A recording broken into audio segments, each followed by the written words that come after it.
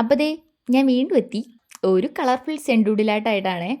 അപ്പോൾ എന്തായാലും നിങ്ങൾക്കറിയാലോ, ഞാൻ പ്രത്യേകം പറയുമൊന്നും വേണ്ടല്ലോ. നമ്മുടെ മൈൻഡൊക്കെ ഒന്ന് റിലാക്സ് ചെയ്ത് നമുക്ക് സ്ട്രെസ്സൊക്കെ ഒന്ന് പോയി ഒന്ന് കൂളായിട്ടിരിക്കാനൊക്കെ വേണ്ടിയിട്ടാണ് ഈ ഡ്രോയിങ് ഒക്കെ ശരിക്കും യൂസ് ചെയ്യുന്നത്. എന്തായാലും നമുക്കതെന്തായാലും ചെയ്ത് നോക്കാം ഒരെണ്ണം ഇന്ന്. ഇന്ന് നമ്മൾ വന്നേക്കുന്നത് ഒരു ഹേർട്ടാണ്.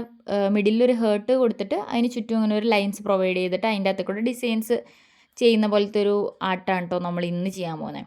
അപ്പോൾ അതിനുവേണ്ടി ഞാൻ ആദ്യം ഒരു ഔട്ട്ലൈൻ സ്കെച്ച് പെൻസിൽ യൂസ് ചെയ്ത് ചെയ്തു.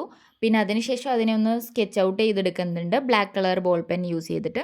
പിന്നെ കുറച്ച് റാൻഡം കളേഴ്സ് ഞാൻ ചൂസ് ചെയ്തിട്ടുണ്ടായി. Violet, blue, yellow, red, orange, അങ്ങനെ കുറച്ച് കളേഴ്സ് ചൂസ് ചെയ്തിട്ട് അതെല്ലാം ഒന്ന് ഈ വരച്ച് നമ്മുടെ ലൈൻസിൻ്റെ അകത്തെ കൂടെ പ്രൊവൈഡ് ചെയ്ത് കൊടുക്കുന്നുണ്ടായിരുന്നു. പിന്നെ നമ്മൾ ചെയ്തതെന്ന് പറഞ്ഞു കഴിഞ്ഞാൽ ഓരോ ലൈൻസിൻ്റെ അകത്തെ കൂടെ നമ്മൾ ഫില്ല് ചെയ്ത് കൊടുക്കുകയാണ്.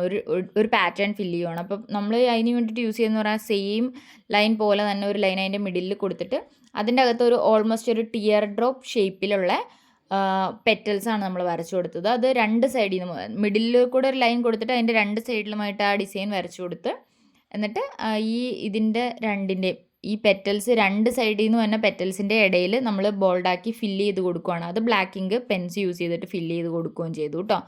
അപ്പോൾ ഞാൻ പറയുന്നതിനേക്കാളും നല്ല ക്ലിയർ ആയിട്ട് നിങ്ങൾക്ക് ഈ വീഡിയോ നോക്കിക്കഴിഞ്ഞാൽ മനസ്സിലാവും. വീഡിയോ നോക്കി ചെയ്യാൻ നോക്കുക കേട്ടോ. പിന്നെ നമ്മൾ അതിൻ്റെ നടുക്കളുണ്ടായിരുന്ന ഹേർട്ടിനെ ഒന്ന് കളർ ചെയ്ത് കൊടുക്കുന്നുണ്ട്. അത് നമ്മൾ ചൂസ് ചെയ്തതെന്ന് പറഞ്ഞാൽ റെഡ് ആൻഡ് പിങ്ക് കളറിൻ്റെ ഒരു കോമ്പിനേഷൻ പോലെയാണ് കൊടുത്തത്. അതിൻ്റെ സൈഡിൽ ബോർഡർ ഒന്ന് ഔട്ട്ലൈൻ ബ്ലാക്ക് വെച്ചിട്ടും ചെയ്ത് കൊടുക്കുന്നുണ്ടായി.